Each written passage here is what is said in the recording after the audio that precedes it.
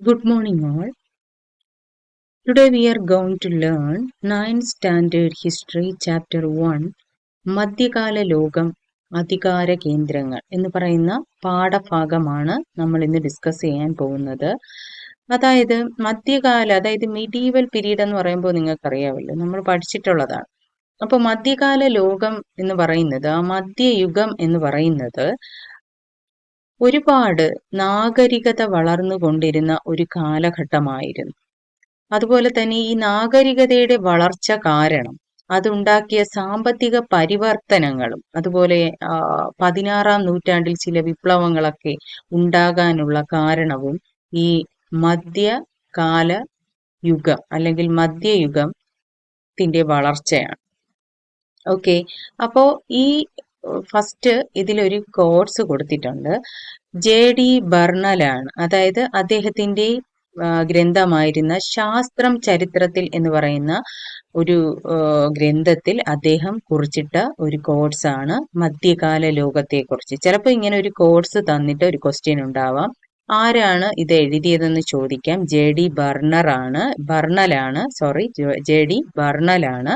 ശാസ്ത്രം ചരിത്രത്തിൽ എന്ന് പറയുന്ന പുസ്തകത്തിലാണ് അദ്ദേഹം ലോകവ്യാപകമായി നാഗരികത വളർന്നുകൊണ്ടേയിരുന്ന ഒരു കാലമായിരുന്നു മധ്യയുഗ ജീവിതത്തിന്റെയും അതുണ്ടാക്കിയ സാമ്പത്തിക പരിവർത്തനങ്ങളുടെയും സവിശേഷതയാണ് 16-ാം നൂറ്റാണ്ടിലെ വിപ്ലവങ്ങൾക്ക് കാരണമായത് എന്ന് ഓർത്തുവെക്കുക.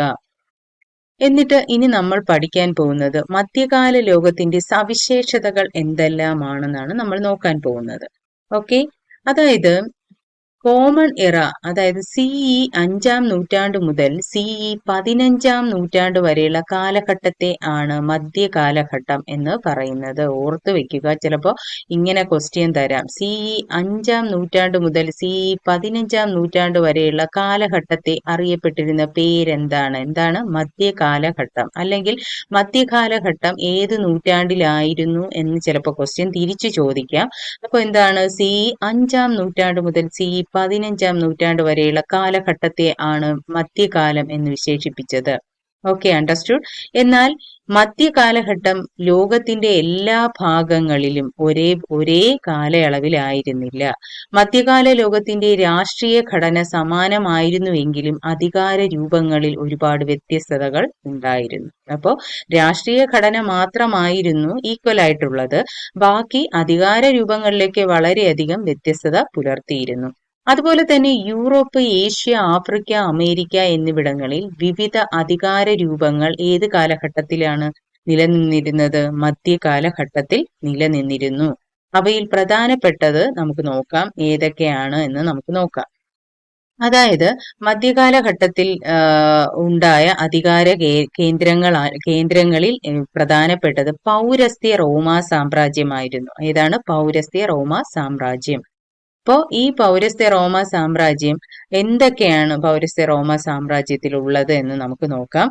അതായത് നമുക്കറിയാം, നമ്മൾ റോമാ സാമ്രാജ്യത്തെ കുറിച്ച് ചിലപ്പോൾ നമുക്ക് കേട്ടിട്ടുണ്ടാവും അല്ലെ. അപ്പോൾ പുരാതന സാമ്രാജ്യങ്ങളിൽ ഏറ്റവും വിസ്തൃതമായിരുന്നു ഏത്? റോമാ സാമ്രാജ്യം എന്ന് പറയുന്നത്. അപ്പോൾ ഏറ്റവും വിസ്തൃതമായ സാമ്രാജ്യം, പുരാതന സാമ്രാജ്യങ്ങളിൽ ഏറ്റവും വിസ്തൃതമായിരുന്ന സാമ്രാജ്യം ഏതായിരുന്നു? റോമാ സാമ്രാജ്യം. ഓർത്തു വെക്കുക. അതുപോലെ തന്നെ സാമ്രാജ്യ വിസ്തൃതി ഭരണപരമായ അസൗകര്യം സൃഷ്ടിച്ചപ്പോൾ CE 4-ാം നൂറ്റാണ്ടിൽ ഡയോക്ലിഷ്യൻ എന്ന റോമൻ ചക്രവർത്തി റോമൻ സാമ്രാജ്യത്തെ എന്ത് ചെയ്തു? രണ്ടായി വിഭജിക്കുകയുണ്ടായി. അതായത് വിസ്തൃതി ഭരണപരമായ ഒരുപാട് വിസ്തൃതിയിലായപ്പോൾ എന്ത് ചെയ്തു?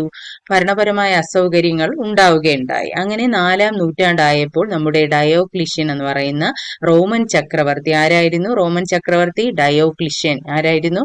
4-ാം നൂറ്റാണ്ടിൽ CE 4-ാം നൂറ്റാണ്ടിലെ റോമൻ ചക്രവർത്തി ആരായിരുന്നു എന്ന് ചോദിച്ചാൽ ആരാണ്? ഡയോക്ലിഷ്യൻ ആയിരുന്നു. അദ്ദേഹം എന്ത് ചെയ്തു? റോമാ സാമ്രാജ്യത്തെ രണ്ടായി ഡിവൈഡ് ചെയ്തു.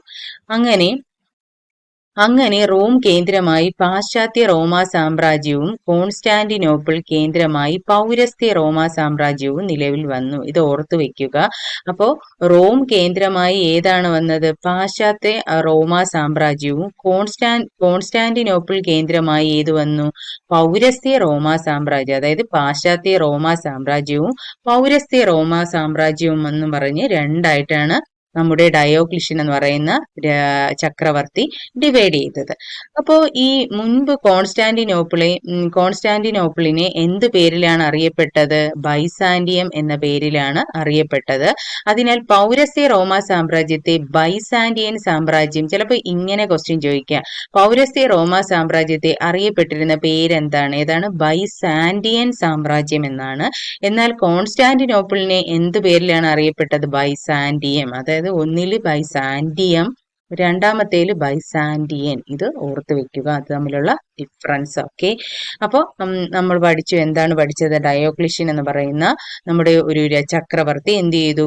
നമ്മുടെ റോമാ സാമ്രാജ്യത്തെ രണ്ടായിട്ട് ഡിവൈഡ് ചെയ്തു. പാശ്ചാത്യ റോമാ സാമ്രാജ്യം, പൗരസ്ത്യ റോമാ സാമ്രാജ്യം. പാശ്ചാത്യ റോമാ സാമ്രാജ്യം എന്ന് പറയുന്നത് കോൺസ്റ്റാന്റിനോപ്പിൾ കേന്ദ്രമായാണ് പ്രവർത്തിച്ചത്. മുൻപ് കോൺസ്റ്റാന്റിനോപ്പിളിനെ ബൈസാൻഡിയം എന്ന പേരിൽ അറിയപ്പെട്ടു. എന്നാൽ പൗരസ്ത്യ റോമാ സാമ്രാജ്യത്തെ എന്ത് പേരിൽ അറിയപ്പെട്ടു? ബൈസാൻഡിയൻ സാമ്രാജ്യം എന്ന പേരിൽ അറിയപ്പെട്ടു.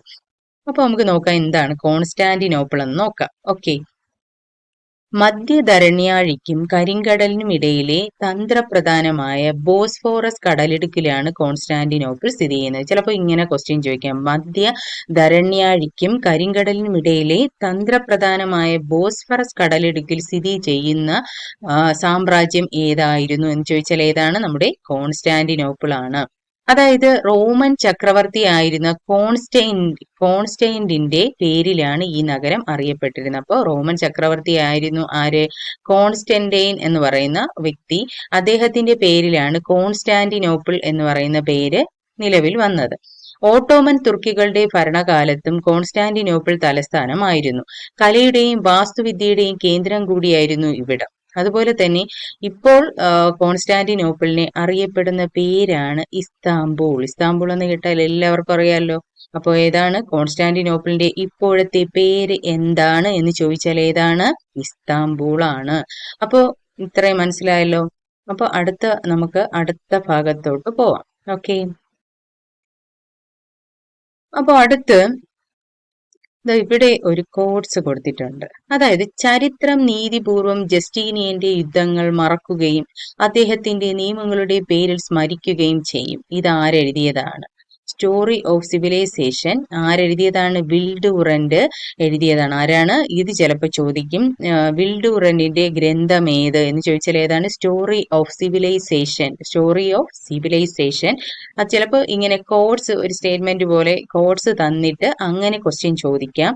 ചരിത്രം നീതിപൂർവം ജസ്റ്റീനിയന്റെ യുദ്ധങ്ങൾ മറക്കുകയും അദ്ദേഹത്തിന്റെ നിയമങ്ങളുടെ പേരിൽ സ്മരിക്കുകയും ചെയ്യും. ഇത് ആരെഴുതിയ കോഡ്സ് ആണെന്ന് ചോദിച്ചാൽ ആരാണ്? വിൽഡുറന്റ്. ഏത് പുസ്തകമാണ്? Story of civilisation. വായിച്ചു വെക്കുക, ടെസ്റ്റ് എഴുതുന്നവർ വായിച്ചു വെക്കുക. ഓക്കെ, അടുത്തത് പൗരസ്ത്യ റോമ സാമ്രാജ്യത്തിലെ പ്രസിദ്ധനായിരുന്ന ചക്രവർത്തിയായി കണക്കാക്കുന്നത് ആരെയാണ്? നമ്മൾ ഈ കോഡ്സ് വായിച്ചു, ജസ്റ്റീനിയൻ. അപ്പൊ ജസ്റ്റീനിയൻ ആരായിരുന്നു?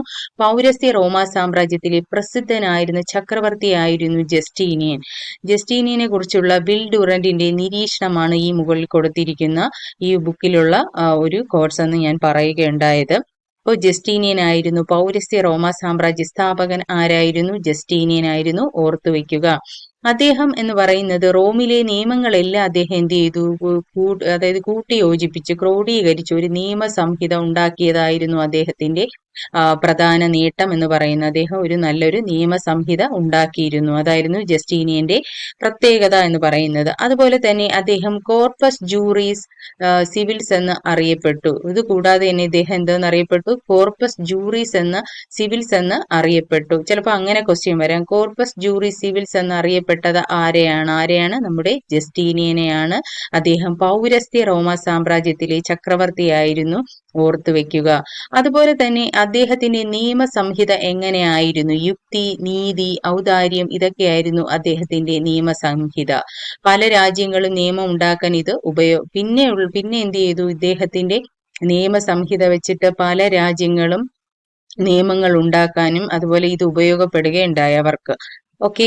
ഫ്രഞ്ച് ഭരണാധികാരി ആരായിരുന്നു? നമുക്കറിയാം ആരാണ്? നെപ്പോളിയൻ ആണ്. നിയമസംഹിതയ്ക്കും അടിത്തറയായത് ജസ്റ്റീനിയന്റെ നിയമങ്ങളാണ്. അപ്പോൾ ഫ്രഞ്ച് ഭരണാധികാരിയായിരുന്ന നെപ്പോളിയനെ വരെ സ്വാധീനിച്ച വ്യക്തിയായിരുന്നു പൗരസ്ത്യ റോമ സാമ്രാജ്യത്തിലെ പ്രസിദ്ധനായ ചക്രവർത്തിയായിരുന്ന ജസ്റ്റീനിയനും അതുപോലെ തന്നെ അദ്ദേഹത്തിന്റെ നിയമസംഹിതയും നമ്മുടെ ഫ്രഞ്ച് ഭരണാധികാരി നെപ്പോളിയനെ വരെ സ്വാധീനിച്ച ഘടകമായിരുന്നു എന്ന് ഓർത്തുവെക്കുക. അടുത്തത് ചരിത്രത്തിലെ കാലവിഭജനം എന്താണെന്ന് നോക്കാം. അതായത് ലോക ചരിത്രത്തിലെ കാലവിഭജനത്തിന് റോമാ സാമ്രാജ്യത്തെയാണ് മാനദണ്ഡമാക്കാറുള്ളത്. കാലവിഭജനത്തിന് ഏത് സാമ്രാജ്യത്തെയാണ്? റോമാ സാമ്രാജ്യത്തെയാണ് മാനദണ്ഡമാക്കി വിശേഷിപ്പിച്ചിരുന്നത്. മനുഷ്യന്റെ ഉത്ഭവം മുതൽ പശ്ചിമ റോമൻ സാമ്രാജ്യം തകർന്ന CE 476 വരെയുള്ള ഘട്ടത്തെയാണ് പുരാതന കാലമെന്ന്. അപ്പൊ നമുക്കറിയാം എന്താണ് പുരാതന കാലം എന്ന് പറയുന്നത് എന്നാണ്. CE 476 വരെയുള്ള കാലഘട്ടത്തെയാണ് റോമ സാമ്രാജ്യം തകർന്നത് മുതൽ 476 വരെയുള്ള കാലഘട്ടത്തെയാണ് പുരാതന കാലം എന്ന് വിളിക്കുന്നത്. അതുമുതൽ പൗരസ്ത്യ റോമാ സാമ്രാജ്യത്തിന്റെ പതനം വരെ മധ്യകാലഘട്ടമായപ്പോൾ നമുക്കറിയാം മധ്യകാലഘട്ടമുണ്ട്, പുരാതന കാലഘട്ടമുണ്ട്, ആധുനിക കാലഘട്ടമുണ്ട്. അതാണ് ഇവിടെ കൊടുത്തിരിക്കുന്നത്. എങ്ങനെയാണ് കാലത്തെ വിഭജിച്ചിരുന്നത്? അതായത് നമ്മുടെ പശ്ചിമ റോമ സാമ്രാജ്യം തകർന്ന മുതൽ അതുപോലെ തന്നെ CE 476 വരെയുള്ള കാലഘട്ടത്തെയാണ് പുരാതന കാലം എന്ന് പറയുന്നത്. പൗരസ്ത്യ റോമ സാമ്രാജ്യത്തിന്റെ പതനം വരെ ഉള്ള കാലഘട്ടത്തെയാണ് മധ്യകാലഘട്ടമായി അറിയപ്പെടുന്നത്. ആധുനിക യുഗത്തിന്റെ ആരംഭം എന്ന് പറയുന്നത് എന്നാണ്? ആധുനിക യുഗം വന്നതെന്നാണ് 1453 മുതലാണ്. ഇത് ഇമ്പോർട്ടന്റ് ആണ്. PSC ടെസ്റ്റ് എഴുതുന്നവർ വളരെ അധികം നല്ല പോലെ പഠിച്ചു വെക്കുക. ഓക്കെ, അപ്പോൾ ഇത് ഇമ്പോർട്ടന്റ് ആണ്. ഈ കാലവിഭജനം നോക്കി മനസ്സിലാക്കി വെക്കുക. അടുത്തതായി ഇവിടെ ഒരു ചാർട്ട് പോലെ കൊടുത്തിട്ടുണ്ട്. എന്താണെന്ന് നമുക്ക് നോക്കാം. കോർപ്പസ് ജൂറിസ് സിവിൽസ് എന്ന് പറയുന്നത്. കോർപ്പസ് ജൂറിസ് സിവിൽസ് ആണ് നമ്മൾ മുകളിൽ പറഞ്ഞത് അല്ലേ? അദ്ദേഹം എങ്ങനെയാണ് നിയമം ഉണ്ടാക്കിയതെന്നാണ്. അതായത് കോഡ് ഇത് 3ആയിട്ട് ഡിവൈഡ് ചെയ്തിട്ടുണ്ട്. Code, digest, institutes. ഏതാണ്? Code, digest, institutes. അതിൽ കോഡ് എന്ന് പറയുന്നത് എന്താണ്? റോമിൽ നിലനിന്നിരുന്ന നിയമങ്ങൾ പ്രതിപാദിക്കുന്ന ഗ്രന്ഥത്തെ ആണ് കോഡ് എന്ന് പറയുന്നത്. അത് കഴിഞ്ഞിട്ട് ഡൈജസ്റ്റ് എന്ന് പറയുന്നത് എന്താണ്? നിയമങ്ങളെ കുറിച്ചുള്ള നിയമജ്ഞരുടെ അഭിപ്രായങ്ങൾ രേഖപ്പെടുത്തുന്ന പുസ്തകമായിരുന്നു ഡൈജസ്റ്റ് എന്ന് പറയുന്നത്. അതുപോലെ തന്നെ നിയമം പഠിക്കാൻ തയ്യാറാക്കിയ ചെറിയ പാഠപുസ്തകമായിരുന്നു ഇൻസ്റ്റിറ്റ്യൂട്ട് എന്ന് പറയുന്നത്. അപ്പോൾ കോർപ്പസ് ജൂറിസ് സിവിൽസിനെ 3ആയിട്ട് ഡിവൈഡ് ചെയ്തിട്ടുണ്ട്. Code, digest, institutes.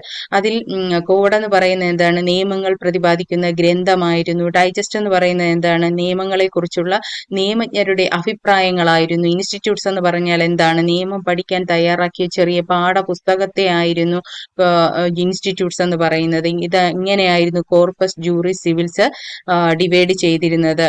ഓക്കെ, അതുപോലെ തന്നെ അടുത്തെന്ന് പറയുന്നത് ജസ്റ്റീനിയന്റെ ഭരണശേഷം സാമ്രാജ്യം ശിഥിലമാവാൻ തുടങ്ങി. 15-ാം നൂറ്റാണ്ടിൽ ആര് വന്നു? തുർക്കികൾ കോൺസ്റ്റാന്റിനോപ്പിൾ കീഴടക്കിയതോടെ പൗരസ്ത്യ റോമ സാമ്രാജ്യം എന്ത് ചെയ്തു? തകരുകയാണ് ഉണ്ടായത്. അപ്പോൾ ജസ്റ്റീനിയന്റെ ഭരണശേഷം എന്ത് ചെയ്തു? സാമ്രാജ്യമൊക്കെ ശിഥിലമാകാൻ തുടങ്ങി. 15-ാം നൂറ്റാണ്ടിൽ പിന്നെ ആരാണ് വന്നത്? നമ്മുടെ തുർക്കികൾ വരികയും അവർ എന്ത് ചെയ്തു? കോൺസ്റ്റാന്റിനോപ്പിൾ പിടിച്ചടക്കുകയും ചെയ്തതോടെ എന്ത് തകർന്നു? പൗരസ്ത്യ റോമ സാമ്രാജ്യം തകർന്നു. പിന്നെയുള്ളത് നമ്മുടെ വിശുദ്ധ റോമ സാമ്രാജ്യമായിരുന്നു. ഓക്കെ, അപ്പോൾ എന്താണ് വിശുദ്ധ റോമ സാമ്രാജ്യം എന്ന് നമുക്ക് നോക്കാം. അതായത് റോം കേന്ദ്രമായിരുന്ന പശ്ചിമ റോമ സാമ്രാജ്യം ജർമ്മൻകാരായ ഗോത്രവർഗക്കാരുടെ നിരന്തര ആക്രമണത്താൽ തകർന്നു. അപ്പോൾ പശ്ചിമ റോമ സാമ്രാജ്യവും ജർമ്മൻകാരായ ഗോത്രക്കാരുടെ ആക്രമണത്താൽ തകരുകയുണ്ടായി. റോമ സാമ്രാജ്യത്തിന്റെ ഭാഗമായിരുന്ന പ്രദേശങ്ങൾ നാടോടികളായിരുന്ന ആക്രമണകാരികൾ എന്ത് ചെയ്തു? കൈയടക്കുകയും അവരിൽ ഒരു വിഭാഗക്കാരായിരുന്നു ഫ്രാങ്കുകൾ. ഓർത്തുവെക്കുക, ആരായിരുന്നു? നമ്മുടെ പശ്ചിമ റോമ സാമ്രാജ്യം തകർത്തത് ആരായിരുന്നു? ഫ്രാങ്കുകളായിരുന്നു. ഫ്രാങ്കുകളുടെ വരവ് അപ്പോഴാണ്.